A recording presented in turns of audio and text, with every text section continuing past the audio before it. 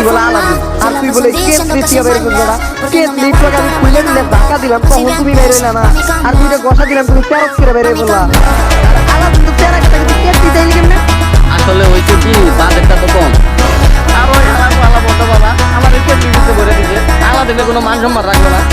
আপনার বিশ্বাস হইতেছে না আমি আলা দিই হুকুম মেরে কাকা